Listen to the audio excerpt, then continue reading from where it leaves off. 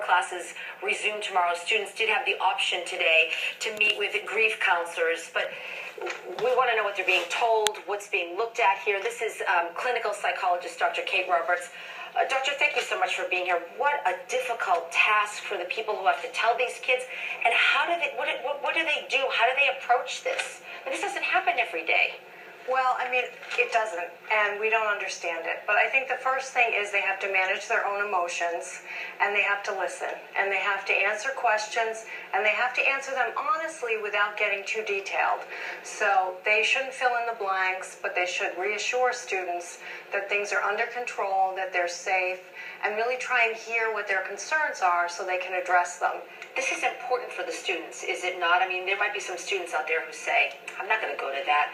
But this is really so unimaginable and so hard to wrap your head around that you need, I would say you would need someone to sort of help you get through it, but beyond your parents and beyond your family and beyond your friends. Well, it can really be an opportunity to hear what your peers are thinking, to hear what other people are thinking, and to share. And through that process, actually, people can heal, from this kind of tragedy.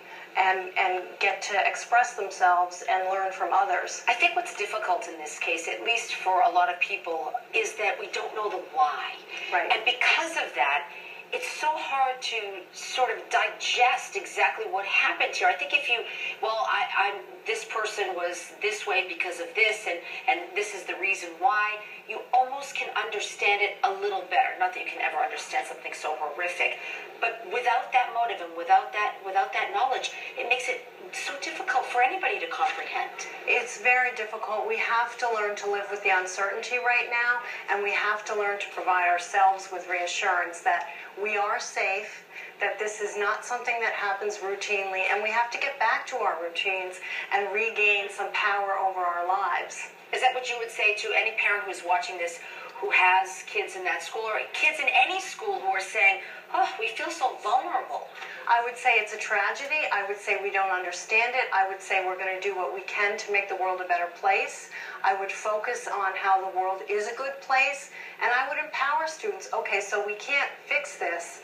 What can we do?